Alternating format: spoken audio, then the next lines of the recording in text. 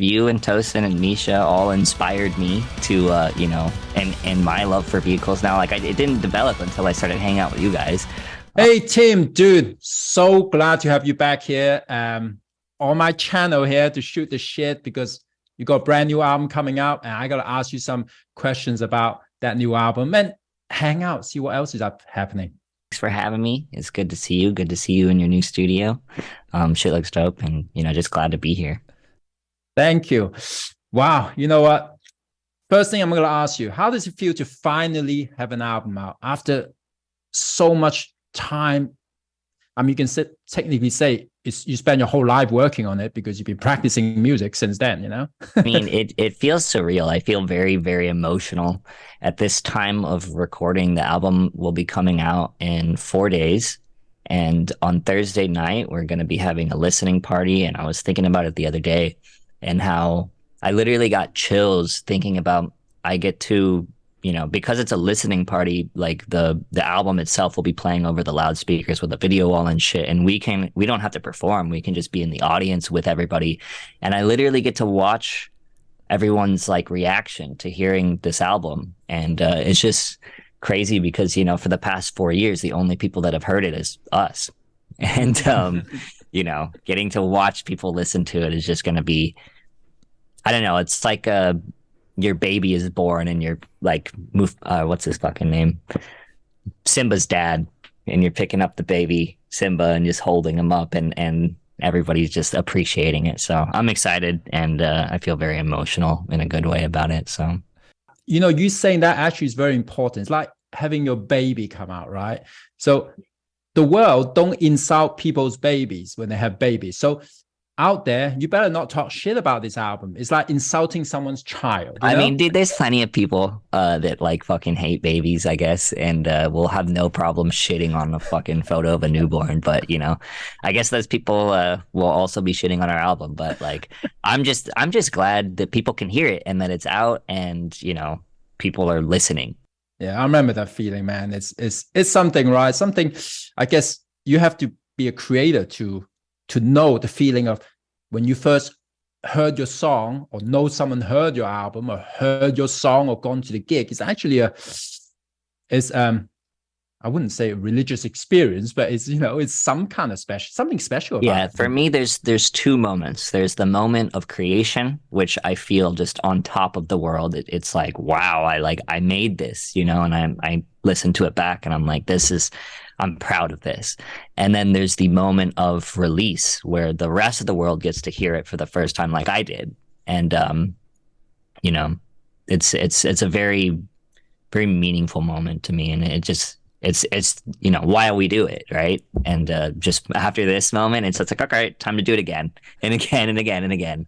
So when I remember when I finished my albums, I always listen back to it. I remember and go, yeah, this is awesome. And I used to listen to my albums a lot because when we first started, it's like I was trying to make music that I couldn't get out there. And I think with your album, it's definitely unique itself. Do you listen to your album a lot?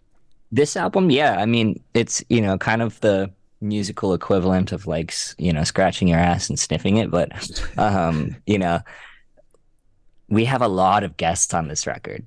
A lot of, you know, all of them I'm a fan of personally. So it's like getting to listen to their music mixed with my music at the same time. And it's just a really special album to us. So like getting to hear it in its final completed stages after like, you know, each song went through like 5 to 10 different versions. And then like hearing the one that we landed on. And then the cool thing is eventually we'll put out a deluxe with like all the different other versions because they're all completely different from each other. They're like just different songs, you know? But yeah, I don't know. It's just exciting. And I just can't wait for people to hear it. So. So how was it working with Steve Vai? What was it like? Man, you know, bro, fucking Steve's the most positive person on earth. And I don't know, like when you're in the room with him, he will look at you and look you in the eye and speak to you like you're the only person on earth.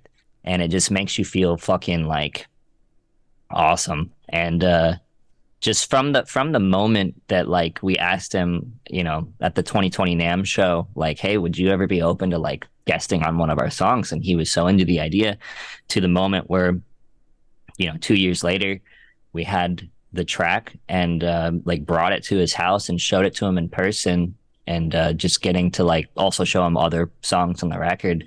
Like, imagine, like making an album and then showing it to like your idol, just that's fucking cool. Like getting to show your music to your idol, and then to add to that, asking, hey, this is the song. Are you down? Are you still down? And him being like, let's do it. It's just fucking awesome. Just like a dream come true, really. This is really cool. So many times I have thought myself, oh, I would love to get Steve guest on this song, that DragonForce album. And I was always like kind of scared to ask Steve. It's like, Steve is super nice and super supportive. It helped me with so many things in my career. But, I'm afraid to kind of ask that card to Steve, bring that out. Were you like sober or drunk? How did you do it? I was drunk. Yeah. I was drunk when we did it. After the NAMM show, we went to the Marzio party, and I had many drinks in me at that point. And I think part of growing up is, you develop awareness of yourself, self-awareness, and before you develop it, you don't really have any. And I'm kind of glad that I didn't, because I had the balls to ask Steve that question, and it turned out great, and I'm just happy that it happened, so. So were you like kind of nervous thinking about it? Were you like, so was it like asking a girl out for the first time, kind of like worried you're going to think about it, repeat it in your head, or you just like in such a good mood, you just went, Steve, blah, blah, blah? Yeah, I kind of just blurted it out, like I said, I had a few drinks in me at that point. So like, it just, the overconfidence came, and like, I'm glad that, you can have the liquid confidence in that form. So it worked out. Great. I heard you had an awesome tour. Tell me something about the tour that just happened. Well, our wonderful fans sold out every single date, and like in advance. So like, doing a headliner in the past has been like, oh man, how many tickets do we have left? All right, everybody get on your socials and start promoting, like, let's see what we can do. Like, let's just try and get as many people there as possible. And on this tour, it was just like pulling up, knowing that like there's not really anything you have to do other than play well. And that's, even like during rehearsals, because like most of it was sold out before it even started. So during rehearsals, it was just like, all right, guys, we don't even have to focus on promoting this shit. Let's just focus. Like, all we have to do is play the right notes.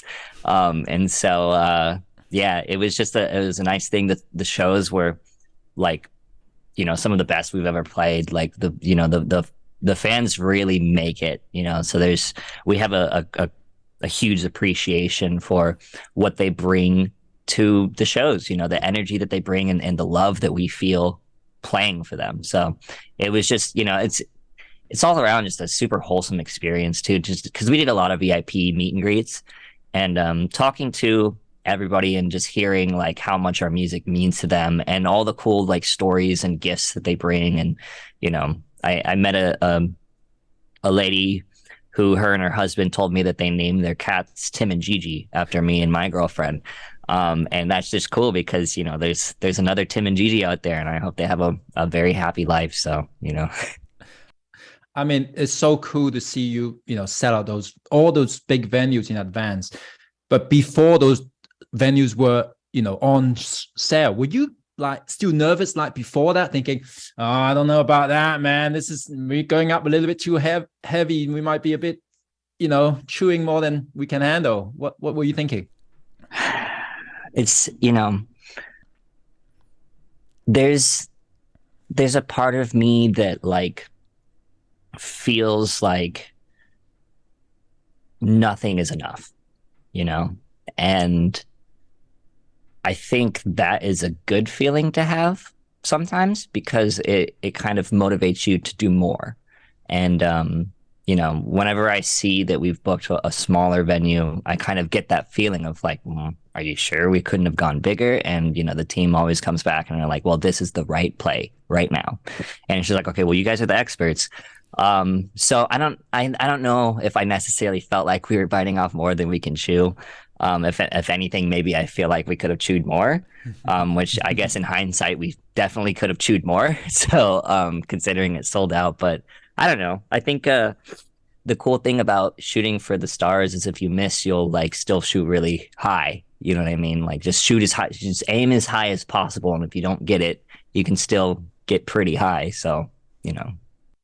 Yeah, I mean, great job. And I think we have a very important piece of information right here for the fans. Is if you want the band to play even better, you have to get all your tickets way in advance, so we don't have to get stressed about are you guys turning up or not. We can just concentrate on the music, make the best show possible. So get those tickets early. Any band. Just for every artist out there, if you don't want them, if you want to have a good show, just buy tickets ASAP, because that's more time to rehearse, more time to practice, and more mental bandwidth to focus on the thing that matters, which is the music and the performance and the experience. So, you know, you heard it here. Buy tickets for your favorite bands. So after you guys seen videos, you're gonna get all those European tickets for that tour, and it's gonna be sold out, right? This is what we're looking for. Yeah, we're looking for those sellouts, baby. Yeah. So I gotta ask you something here. They ask me all the time, and it's kind of a difficult question, but I gotta ask you, how do you feel like your playing has evolved on this album compared to, you know, let's judge you from the last one? I mean, the last one was 4 years ago, and kind of like was the developing of, I guess, a signature sound. And so this one, lots of leveling up has been done in terms of, you know, like the literal actual playing and techniques. You know, like over the pandemic, our friend Tosin taught me how to thump, and that was like a really eye-opening experience for me, and just really leveled my shit up to play, you know, more rhythmically, more percussively, and to kind of like bring another dimension to my riffs. And also, you know, just I guess in general, like we all got a lot better at producing, and you know, creating like songs versus just pieces. You know, like obviously like half the record is pieces because it's instrumental, and then the other half there's songs. You know, and that we're able to do that with collaborating with vocalists, rappers, singers, you know, etc. And yeah, I think it's just, you know, there's a bit of something for everybody, and you know, we're really proud of it, and yeah, so I'm just stoked that I got to get better at guitar and also make a cool body of work that we're proud of. So, you know, it all worked out. And you also have a really cool nylon string signature guitar, and I heard is it sold out yet, or you guys gotta wait if you want one now? What's going on? I know that it's really back ordered. Like I know that like Ibanez is really, really excited about the sales, considering like the model that it was based on like wasn't like a, you know, commercial success. But yeah, like I just, you know, I get texts from friends saying like, hey, did you know Sweetwater like has it back ordered, like, you know, this many units is back ordered, which is like more than like the neural quad cortex or whatever. And I'm like, wow, that's really, really cool, you know. And you know, shout out neural, like I've got one right here, so go buy that one too. But yeah, like I'm just happy, I'm stoked, I feel blessed, I feel very grateful. It's kind of everything I've ever wanted, you know. So it's just a wonderful time in my life right now, and with the rest of the boys too. So getting to share that with them is just fucking dope. Super cool. I hope they have to make one factory just to make your guitar. That's how it's good. You know, like John Mayer. John Mayer has a factory just for his guitar, you know? Is his name on the building? I don't know. We got to go check it out when you're going to have that factory, right? You can go past and see. Yeah, I mean, I hope that I can just get a John Mayer cosign, or just even to talk to him. I don't even need him to cosign me. I'm a John Mayer fan, so you know, just anything John Mayer I'm just stoked about. But really, he's a really cool guy. I met him recently. He was super cool. He was super nice. Yeah, I mean, and he just seems like a dude, like when you watch his interviews, he just seems like a super likable, like almost like funny kind of guy, you know, like. So yeah, I don't know, I'm a John Mayer fan. Oh, so look, we miss you here in LA. I gotta say, man. You know, we gotta do this via Zoom now. I know, I can't just be next to you. I miss it too. I miss y'all too. But for those who don't know, you actually grew up in Texas, right? So, I mean, I grew up in Hong Kong, England. I lived in France. Sometimes I don't feel like really fit in anywhere. What was it like growing up for you in Texas? It was, growing up as a kid in the Texas suburbs, it's fairly limited. You know what I mean? Like, you meet a lot of people who have like never traveled, because obviously we're children, but even then their parents don't really even travel, and because of that, like all of the experiences that their family has are pretty fairly limited. But in terms of like being a kid in music growing up, there's definitely, I feel like when you like metal and emo music and rock music in this day and age growing up, for me, my experience was, in middle school, everybody really liked that. And the scene emo thing was going really good. And then when we hit high school, everybody kind of outgrew it and then moved into like partying, and so I often felt like an outcast or like ostracized for my music tastes, because I'd want to go see like Whitechapel and Within the Ruins, and all my friends would want to go see like MGMT and I don't know, Taylor Swift or something at ACL Fest, like, which is in like Austin. And so yeah, like there's definitely like a kind of a stigma to liking like alternative things, growing up here. So yeah. I can imagine. I lived at that time when I was learning to play the guitar. I live in London, and that's a major city.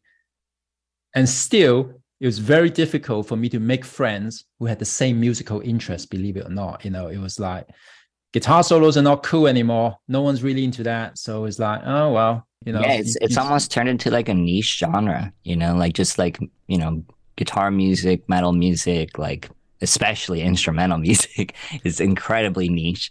But like it's been an interesting journey to like kind of, something that I love so dearly, the music that we listen to and the music that we make, trying to bring it to a more forefront, that can, I don't know, get the same amount of respect that I guess mainstream and more popular music gets, And also you're Chinese as well. So growing up, as a mixed race kid, what was it like down there? What was we started Chinese school when we were very, very young. And, of course, we're like, to them, we're like the white kids in Chinese school because everyone else is Chinese. And like I remember like not really able to make friends because of that, and telling my dad about it and him getting upset and him pulling us out of Chinese school. So hence why I don't know any Mandarin. And that's the story there.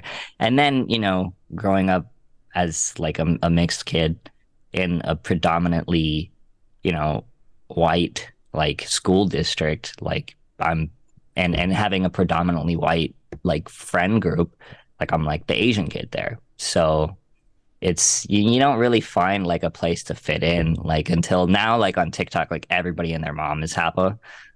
So like there's like obviously like a really big community of like mixed kids. But at the time when we were growing up in Texas, like it just felt like don't really fit in anywhere, Mm-hmm. Yeah, I mean, I for the music I was into, even living in London and big city, I didn't have any Asian friends, to be honest, for years. It's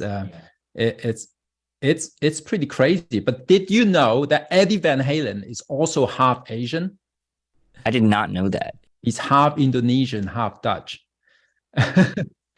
And Kirk Hammett is Asian, by the way. Yeah, I did know that. That's fucking dope.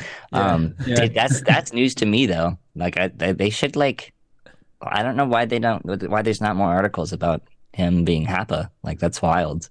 Yeah, I think it was it was almost like a secret. I can understand, times have changed and those times are probably different. So You know, Matt Heafy, he's half Asian too, and he told me, he wasn't white enough to fit into one group, and he wasn't Asian enough to fit into Asian group, just like you. I'm from Hong Kong, but I'm living, in Europe most of my life. I can see and relate to it. And funny enough, I was reading an article on guitar.com, and they were kind of like, they probably didn't understand some of that.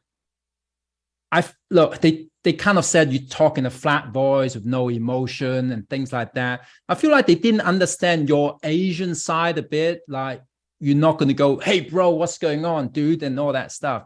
Because I can be pretty blunt and pretty, flat tone. Yeah, reserved in the way when I give my kind of I don't know, my Chinese style coming out. I don't know. Yeah, I mean, I guess that's definitely part of my upbringing is just like not really I don't know. I have a difficult time expressing emotion in general.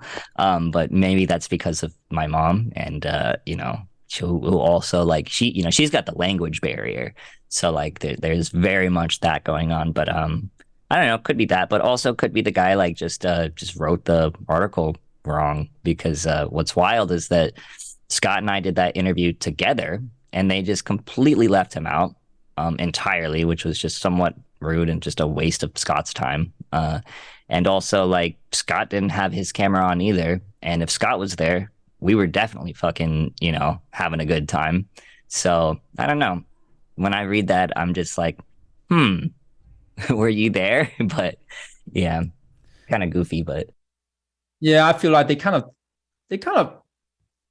got done dirty there, if you ask me, if that's the case. And that's not you even being a dick, you just being yourself the way you are, in the way. But hey, sometimes I guess they can interpret the wrong way if they don't see you either. It's kind of weird how we do interviews now, right? Yeah, I think too, this is again with what I said earlier about growing up and having more self-awareness. This is a self-awareness lesson. And now if I'm doing interviews like via Zoom, I make sure that I'm like ready, presentable, and I turn my camera on and I try and be a little bit chipper to avoid getting done dirty like that just for speaking. But if you didn't tell me, I had no idea Scott was even on that interview.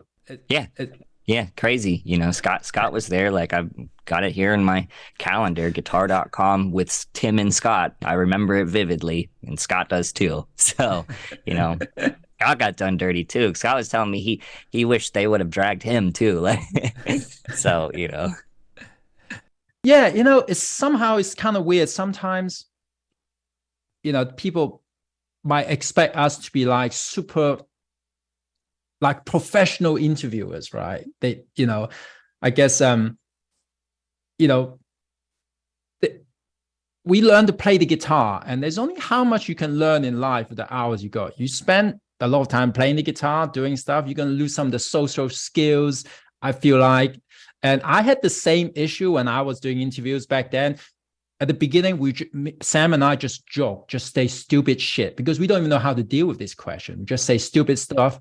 And I feel like, that's part of it. It kind of never went away. They're going to talk about it all the time because, they love it, right? When they love it, they're going to talk about it. When they don't like it, they're going to turn the story around. And, there's only how much you can learn. And I learned it later on by doing way more interviews. I'm talking about 10 years of it, going on tour, doing Twitch, doing all these things. But it wasn't a natural skills, for me. I'm an introvert, naturally. Yeah. Yeah, I mean, I feel that, dude. Like it's I just did an interview right before this where I was telling them like I spent most of my high school years, I was like really into weed, and in Texas it's very illegal. So like when I was 16, I got 2 possessions, and I spent most of my high school years on probation and grounded. So I had a lot of time to myself, which I used playing the guitar. And in hindsight, could I have not done illegal things and developed more social skills? Probably. That would have been great, but I also wouldn't have gotten to spend that much time with the guitars. So I guess now is the time that, you know, as we grow as a band, grow as people, to, you know, learn social skills. But you know, I guess it's weird too, because like for these people interviewing, it's their literal job, I suppose, where they have to like wake up and clock in and like get dressed and like shower and brush your teeth and like turn on the camera and look presentable, versus like, you know, I see an interview on the or 2 or 3 or 4 or 5 on the schedule, and I just wake up and like I just get out of bed and like do the thing. If I don't feel like turning my camera on because I look like a fucking mess, like I'm just not going to do it. Now in hindsight, it's like, well, I guess I have to wake up and like do, you know, get ready, you know, because like press isn't necessarily like, I don't consider that getting any work done, you know, like doing 5 interviews in a day. I still have to do all the other things that I was planning on do after that, you know. That's just extra thing that I dedicated time to. So I don't know, it's definitely a learning curve for sure. You feel like in the past, you know, people got the wrong impression of a lot of your interviews? Well, I mean, just like what you were saying about how you and Sam would just kind of say anything, because it was just, you know, we didn't like as we were, you know, starting out, and you know, even with the last record particularly, we were going for just saying anything and everything to bring attention to the record. Like the first press release that we did, we like insulted like like a rock singer and called him a dildo, and that was like, you know, it was similar to when Tyler the Creator, before he was like a huge artist, tweeted at Chris Brown just talking shit to him, to the point where Chris Brown actually responded. And then it became a thing that people know who Tyler the Creator is now because he was talking shit to Chris Brown. And just like taking inspiration from a lot of things that were going on at that time of like, you know, the 2017, 2018, when like that was like right when Lil Pump came out, and just like a bunch of super ignorant, like just, you know, kind of being a dumbass online. And that was like the shtick that we were going for, you know. And so I guess in a way, like what you were saying, where you say something and then they just hold on to it forever, we're still dealing with the consequences of that, mostly me. And hence, you know, some of these getting done dirty jobs that are happening currently. But, you know, I guess it's to be expected. So, you know, I guess it's also like a learning process, you know, like, and it's going to take, like you said, 10 or so years of doing press to kind of like, you know, get past it, I guess. But well, funny enough then, I guess, because some people wrote to me about this one. This is before I knew you guys, okay? And there was people at one point, they were accusing you of talking shit about metal, how you hate metal. And I know that's not true, you know, definitely. I mean, I didn't think then, and obviously not now, because I know, you know, you totally fanboy. Actually, when I first met you at that NAMM thing, you guys felt a bit of fanboy from you there. You obviously like metal. Dude, you know, you're the final boss on Guitar Hero 2, bro. Like fucking, that was like pivotal for me, you know, to like play Through the Fire and Flames on Guitar Hero, like discover it, and then to go try and fucking learn it, you know, and then getting to like, you know, after that encounter, me, you, and Tosin doing it IRL on Twitch for the TwitchCon or whatever last year. Just like, you know, bucket list shit, you know. So yeah, I mean, like, and since then I've definitely learned not to yuck people's yum, you know. That was a life lesson. I've just developed a genuine appreciation for music in general, like regardless of genre, and there's something from everything that you can find something to appreciate. And so yeah, you know, like I guess it's a growing up experience, you know. Yeah, so I guess we get, this is pretty clear now for people. You were just saying stuff and they were just, I guess, like well, maybe you can explain it finally in the end when you said about was it shred or genre should die and all that stuff. That's something they still clickbait you on after you said it, remember? Yeah, I mean, you know, it's quite at the time, it was a very frustrating thing to kind of be lumped into, something that like we're really trying hard to separate ourselves from.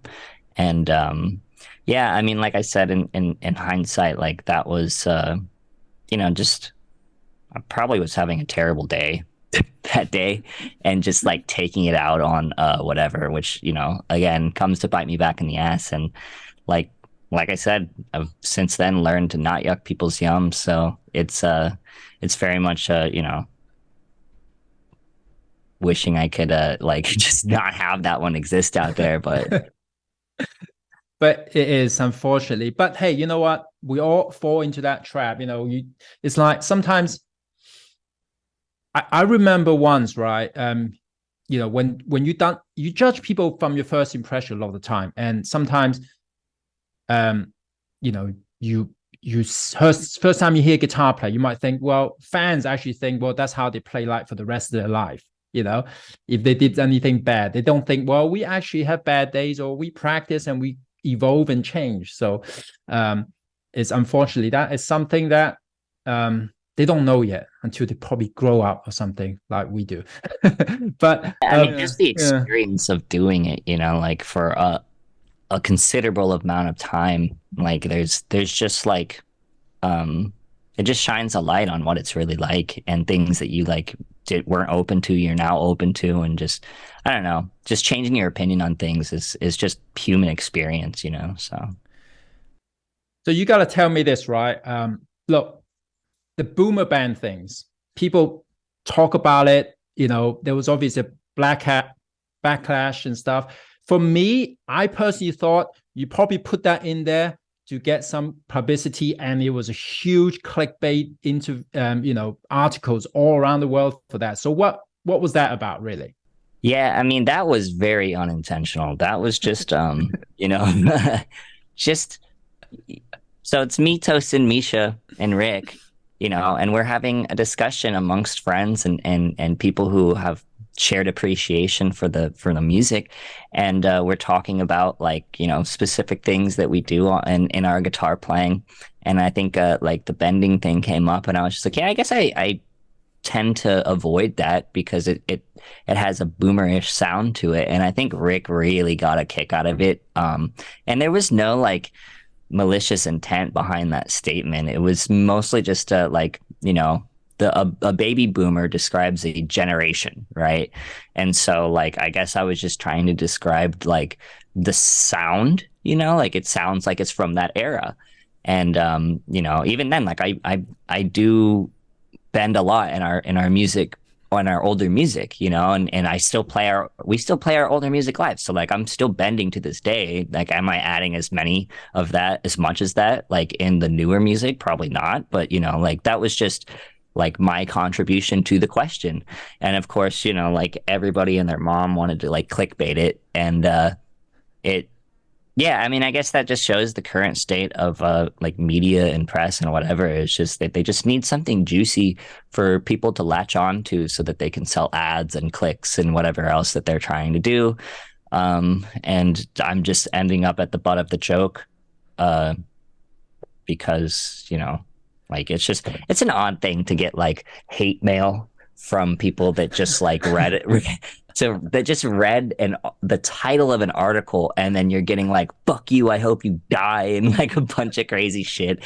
And I guess like some of it's warranted because, like, yeah, we definitely gave people a reason to not like us, like in our, New Levels era, where we were just kind of like tongue in cheek being like, in your face about things. But yeah, these days it's just it's an interesting thing to watch them still kind of latch on to like buzzwords and whatever else, when like really there was no, like I said, there's no malicious intent, and there was no like disrespect behind that. Like, again, Hendrix is like one of my fucking idols.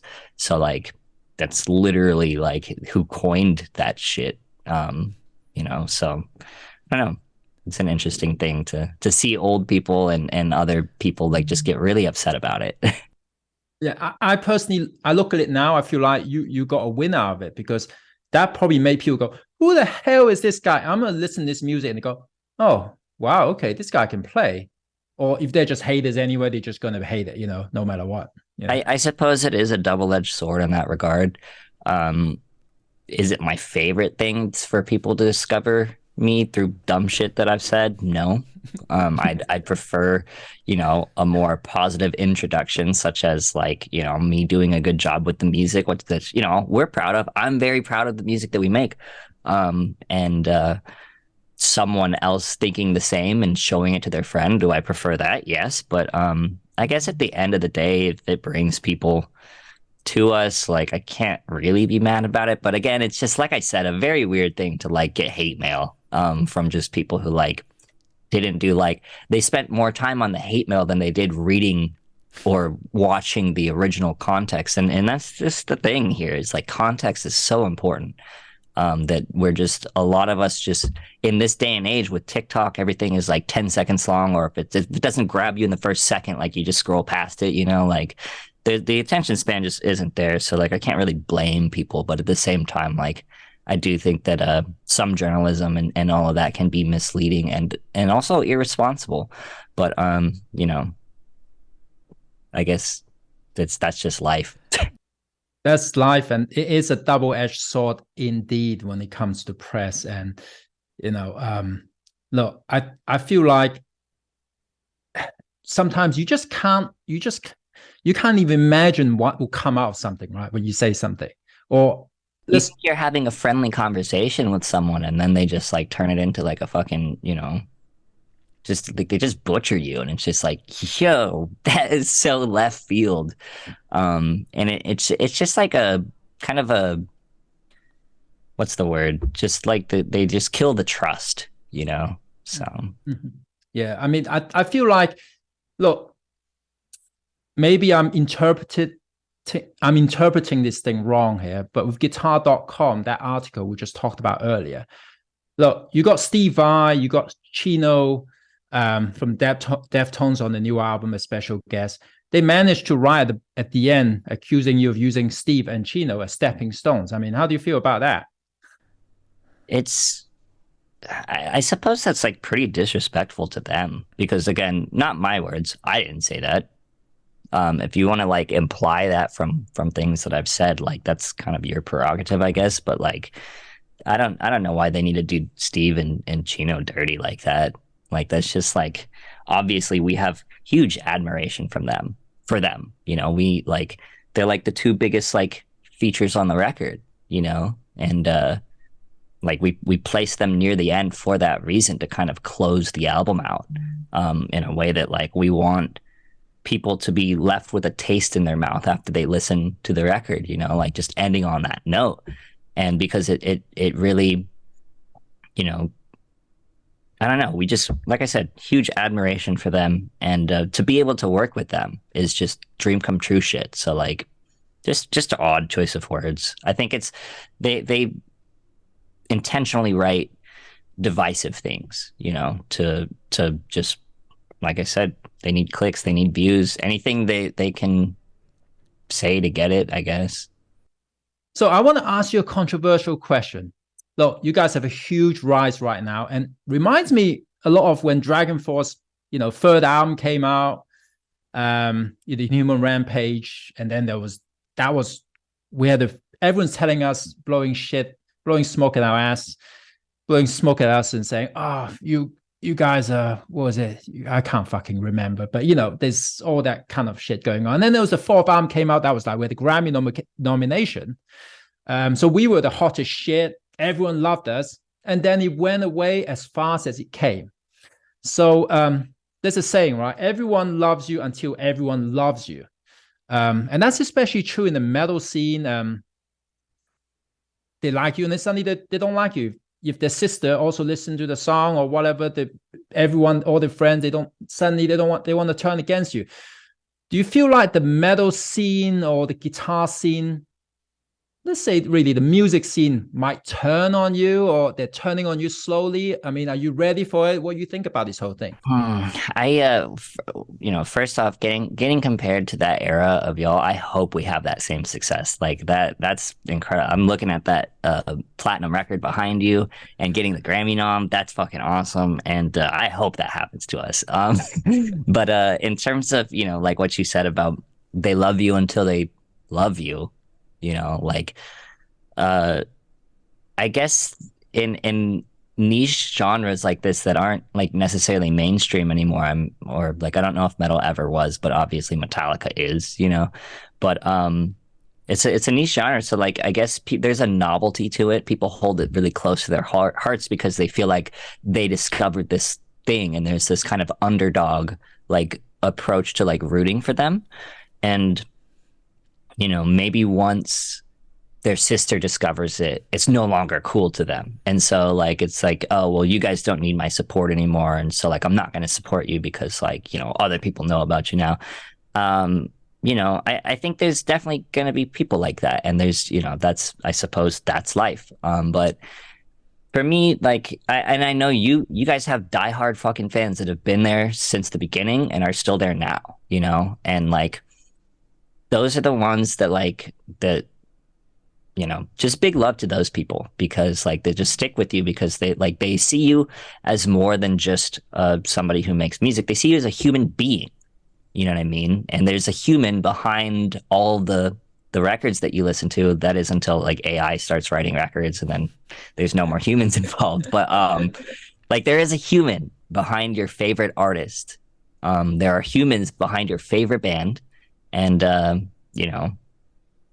yeah, I don't know. Like, I suppose if that's going to happen, that's inevitable. Like, some people will feel that way, but I know on the opposite side of that coin, there's going to be the diehards that were there from the beginning, and they're going to be there to the end. And so, just big appreciation and love for them, because without them, we couldn't do it. So, yeah. Look, for me, I always felt like I wasn't macho enough for metal. I never tried to be tough guy. Manny, I'm not in Five Finger Death Punch, I'm not in and DragonForce, look, funny enough, they were accusing us for being, well, not metal when we were popular, when they turn around and they might say we're gay. I mean, whatever, does it matter if someone is gay or not? It doesn't matter. But and so we got like hate for it, for just being different. And look, I pretty much lean into it, right? Long hair wasn't a cool thing, and I had hair as long as, well, to my knees, actually, like epically long. It's like, you got to play more guitar solo. If people hate solos, you got to do more. Yeah, lean into it. And I see, some comments over on Ultimate Guitar who requoted the article guitar.com, and they were saying stuff like, you look like an anime person, and that's almost kind of, I could say, racist, because you have vision and you look like a girl and stuff like that. I mean, is that happening to you guys too? Yeah, dude. I mean, I definitely get like a lot of I mean, I guess appearance is like the first thing that people see. That's the judging a book by its cover mentality, I suppose. And I definitely get a lot of like really nasty comments. Like I see shit like, oh, there goes the transgender skeleton again, and like, oh, like, like this guy is like cross-dressing and fucking like whatever the fuck else, and like just like all the most like homophobic, like weird transphobic like stuff. Like, and it's always, like paired with like a backhanded compliment. It's like, yeah, this guy can play, but like he spends more time on his makeup than he does his like, like his whatever. And so like, I'm kind of used to it at this point. And, I think your appearance is a strong tool to kind of, express yourself. And, if you can like detach yourself from what people say or think about you, then you're kind of free to do whatever you want. And it's a nice feeling to be able to express yourself. And I encourage all of those people who have to comment something negative about the way somebody else looks to look inward and maybe think like, hey, are you expressing yourself as much as you want to? And if not, maybe try it sometime, because it feels good. And maybe you won't feel the need to kind of shit on somebody else for expressing themselves, because it's giving closeted. You know what I mean? Like, so yeah, I don't know. It's an interesting thing, but like you said, like just leaning into it is just kind of the way to go, I suppose. You know, just not feeling like the pressure from outside and just doing what you want. You know, whatever makes you happy. Otherwise, you're gonna conform musically too. Then afterwards, you must as well just play what everyone is playing, right? Right. Yeah. I mean, if you don't stand for anything, then like it's just not a good thing, I guess. Yeah, as an artist, you gotta express yourself. Look, I'll tell you something funny. If you're really bored, you can look at it. If you rewind my Wikipedia back to 2006 and 2007, the amount of insults on my Wikipedia was insane. How they edited it, you know, it's like you got to go back to history. It's so crazy, like, you know, all everything you can think of beyond you can think about. You can't even think of going that nasty on someone. I mean, I'm just glad that I'm, you know, like I said, in good company about that. Like, just knowing that you've had to go through the same thing, and then knowing that, like, after all this bullshit press, you guys got the fucking platinum album and the Grammy nod. Like that's just cool. So I don't know. Fingers crossed that anything remotely that cool can happen to us after this. So obviously, musically, they couldn't bring you down. You evolved into your own identity now, you know, as you you know, made more music, with these comments and all these things that happen in the press sometimes.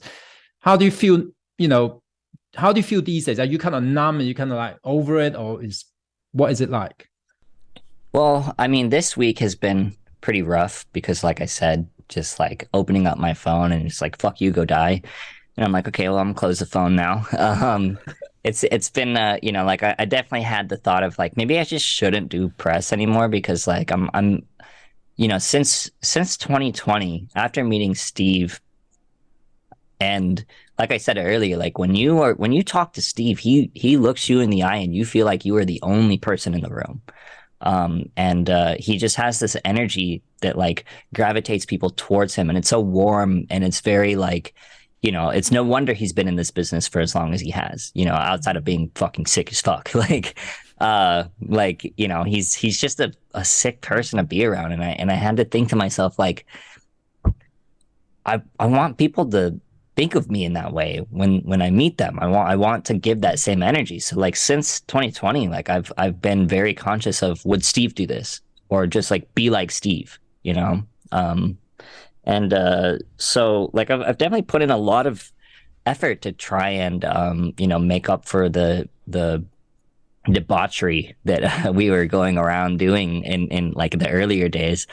And so like it's a bit frustrating to you know, see press take things out of context and spin it whatever way they want, especially in that guitar.com interview. You know, like one of the first quotes is it's not really cool to be in a metal band because they don't make any money. And what the context of that is, you know, the first question they asked me and Scott, who, like I said, they did not include in the interview, was, tell us the story of your band from then until now. And so we did. We went through every single era, and we got to the New Levels era, where we was, you know, 2017, 2018, where we were being very extra, very in your face, very, you know, just divisive and controversial. And you know, like I said, around that time in 2017, 2018, I was probably 23, 24, and a lot of my peers here in Texas graduating college, and they're about to start their careers. And you know, you go out to bars with whatever with people your age, and you meet new people, and they ask, what do you do for a living? And you say, I play in a band. And all of a sudden they give you this like, oh, okay, like I guess they assume you're a garage band playing your mother's basement kind of thing. But it would be a completely different story if you said, I play in Metallica. So, you know, because they would, you know, they'd freak out and be like, oh my God, then, you know, like it's just a different thing. So, you know, that came up, that ended up translating to, well, I guess it's not cool to be in a metal band, but it's cool to be in a big metal band. And this is where they just ended the quote before like I finished the quote. And I was telling them the thought process behind our slogan for that album, which was not only the biggest, but also the best metal band in the world, which is obviously satire because we're not even really a metal band. But that's where it comes from. And, they say that like I said that today. They write that like I said that today versus, 4 years ago when we were coming up with that slogan for the album, which is satirical in itself, and so it's just a very misleading thing, I guess. But yeah. So I'll tell you a little bit about from my experience. I understand that because, in the past, DragonForce, we partied a lot on stage. We do have we have a fun show, right? We have beer attached to a microphone stand. We drink them on straws while we're playing solos. It was part of a fun thing. It was like, we have a good laugh. We made music. We never thought we'd do this as a career. So we just go out and have as much fun as possible. We say stupid stuff in interviews. And, it's very hard to shake that because at that point we were on every single magazine, on the cover of guitar magazines and all that, right? So it's almost like they want to freeze that image and they want to keep selling it, right? Because, yeah. And, now, still today, some people say, oh, DragonForce, are they like a bunch of drunk people that can't play on stage? It's like, it's hard to shake certain image sometimes that was like so strongly put into the press and your stuff that been clickbaited a million times. Like, they probably think, well, we don't want to change the narrative. We don't want to change the story on this. We want to keep on this because that's what's selling last time. I feel like it's difficult sometimes to shake that image. And I remember was it CC DeVille from Poison? I think he did like one live album, which he didn't do like a good enough guitar solo. He got they talked shit about him for ages. And CC DeVille is awesome. Look, he's got how many platinum albums? He make great songs. He can play the guitar, make great catchy solo. But sometimes it's like you gotta have a villain, right? You gotta have something out there to talk about. Yeah, it definitely makes me feel better knowing that I'm in good company of you and CC DeVille and like just I guess anybody who's ever like had a moment in their career where they just were I guess too comfortable, and the press likes to just hold on to that image, and like you said, I guess it's a difficult thing to shake. Learning that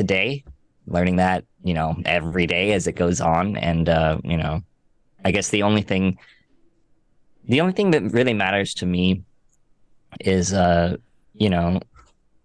have no room in my heart for like all that negative shit. You know what I mean? Like I really only have positive energy to give out. And at the end of the day, I think I'd prefer to be remembered for my music, not dumb shit that I've said, So, yeah, I guess that's just life and the learning experience of living and starting this young and like same thing. Like you're having fun, you're partying, like you're forced to do this interview, so you might as well make it enjoyable for you. And then it just comes out and bites you in the ass later for years to come. So. That's life. That's life. We all learning, right? Unfortunately, there was no course of how to be a musician or a professional musician that have to do press. There was never like a line. You learn how to play the guitar. They don't teach you how to really do press. You're not like going through a camp. Record label say you got to go to press camp. So we teach you how to answer questions and how to deal with journalists. Yeah, I mean, I guess they do that for like larger artists and like pop stars and things, but I don't know. I guess I'll inquire about that if I can do press training or media training or whatever the fuck. But until then, I'll keep practicing guitar. Oh, what I was gonna say is this: people thought I was an arrogant prick for years, because of the way I perform on stage, and because of the way the way that it was put together, right? The package of the media, how they want to interpret it. So it was actually it took a long time for me, actually only really when I started doing Twitch, people say, oh, Herman is actually a normal person. He's not such a prick after all. But when you see him on stage, you think I'm just like, I got my head up my ass or something.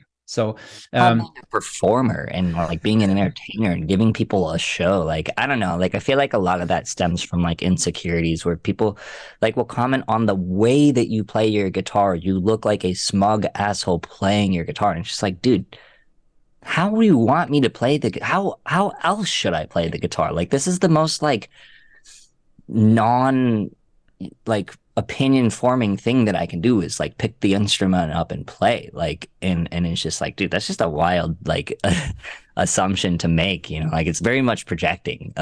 So I don't know, it's weird, but I'm actually very grateful for platforms like Twitch, where we can sit down and really actually talk to our supporters and the people that like fuck with us, and I guess it allows us to display, like I said, that we are human beings, you know, and not just like the thing that you read about on clickbait articles. Like, yeah, so they can probably treat us a little bit better, you know, from people. They forgot we're actually human, you know, people that comment forget that we actually have feelings, and somehow it's kind of got lost in translation when they just hear music and they think, oh, we can just say this guy's a prick and he's terrible, or yeah, I mean, you know, I guess like that's the world that we live in, and that's going to happen regardless. And you know, over the years, like, and I know you have obviously done this, like developed the skin to like the thick skin to like handle that kind of shit. And yeah, it's just like I said, just a weird thing to open your phone and see that, and it's just like, okay, well, luckily I can just close my phone and like live in real life. So, you know, shout out to all the people that make real life dope for us. Like, so. You know, so I gotta say, you know, I love cars, and Tosin love cars. We like car nerds. I love your new car. You gotta tell me something about that white car you got. well, first off, you and Tosin and Misha all inspired me to, you know, and my love for vehicles now. Like, it didn't develop until I started hanging out with you guys, and seeing those cars in person. And I think even before that, it was just like, well, you know, growing up, it's like, well, I'll never be able to afford that, so I have no interest in it. You know what I mean? And then as that became more and more of a realistic thing to purchase, I was like, wait a second, this is really cool. And then going to see them in person with y'all and like just, you know, like rev the engine and everything, it's just like, wow, this is awesome. And so yeah, like just you know, a couple of weeks ago, I got the new C8, and it's just, you know, it looks like a fucking Ferrari, dude. It's insane. It's so sick. And every time I go into my garage, I'm just like, wow, it looks like I have a supercar in this bitch. And, you know, it's just a really cool thing. And to be able to drive and experience, it's like a cool hobby too, you know. I feel very blessed to be able to do it. So, you know, it's just sick. I know I thought I had that same feeling when I was, you know, like thinking, I don't care about sports car. They're really cool, but I can't afford one. You know, when you're young, it's like, I don't care about it. You know, you and me, we've both driven crap cars in our lives. You know, we worked our way into it, but it's like, we got to treat ourselves something nice, because since guitars are free now, I mean, we don't need to buy guitars, but so get something a bit different, right? Yeah, dude, yeah. My first car ever still exists. I gave it to my dad, but it's like a 2004 Mitsubishi Galant, and it is fucked up. It looks so bad. Like the paint is all fucked. The seat, the interior is looks like a bear got inside there. I don't even know how that happened, but it still drives. And so like I'm thinking about going over to park the new C8 next to it and just taking a picture of them and being like, here's where I started, here's where I am. And you know, it's just a cool thing to see, I guess, the progression to that. So yeah, very grateful. When you park your car, when you walk away, do you turn around and have a look at it first before you walk Absolutely. away? I do this shit now where I fucking park. I just like, I've been getting really lucky where I can like just find a spot up close. So like if I'm going inside a restaurant or something, I just look outside the window and see it, you know. And then I try, like, you know, not everywhere has valet, but I try to go somewhere that has valet, because that's just a cool feeling to hand the sports car keys to the valet people, you know. All things I've wanted to do, like seeing it happen growing up, and now it's like, yeah, I get to be that cool guy now with the cars. So it's just a fun thing, and it just feels good, you know. Yeah, please don't hate us. We love sports car, but we swear we're not a bunch of pricks. You know, we're just trying to have some fun in life beyond just before we go back to practicing. Yeah, it's important. It's important to have hobbies, guys. And you know, it's like I'm so glad that I got to discover that kind of hobby from you guys. So like it's just a dope thing. And it kind of like, how to say, having that hobby, I think for fans out there, especially guitar players growing up, you know, practicing now, is you need to reset your mind. Sometimes you gotta do something that is not guitar, and it makes us play better when we come back to it, you know, to do some hobbies and come back. Yeah, what's the expression? All work and no play makes Jack a very dull boy or something. You know, like that could be said for like the creation of your music. If you're trying to go too hard and not giving yourself any rest time, any time to recharge your creative muscles, like your shit's gonna end up real dull, you know? So like it's very important to like find that thing that you enjoy doing that has nothing to do with your work or your creating, you know, so that like you can take a break and not be like fried from the experience, you know? Yeah. So I gotta ask you one more thing, right, before we get out of here. I'll give you my perspective before you answer. So I don't want to throw someone under the bus, but are your parents now proud of you, especially your mom, who's Asian, who's Chinese? My parents, they're obviously proud of me, but my parents, I can't remember them ever giving me a hug, a kiss, or saying they love me, because just how they express. But yeah, culturally, how are your parents handling now that you are a guitar hero, I'll say, making, you know, unique pieces of music, and people, you know, people loving it? I guess you know, my dad's like mostly been supportive throughout the whole career. Like kind of like when at the beginning, you know, he was a little upset that like I had dropped out of school to do this, but once he saw that like our first album that we crowdfunded like reached its goal, that's when he kind of got on board and was like, wow, you're really doing it. And if this is what you want to do, I support you. My mom, on the other hand, you know, her being the Asian one, and culturally the expression of love and you know, it's not a very warm culture, you know what I mean? It can tend to be very cold, and there's just not a whole lot of like nice feelings there, or that are expressed rather.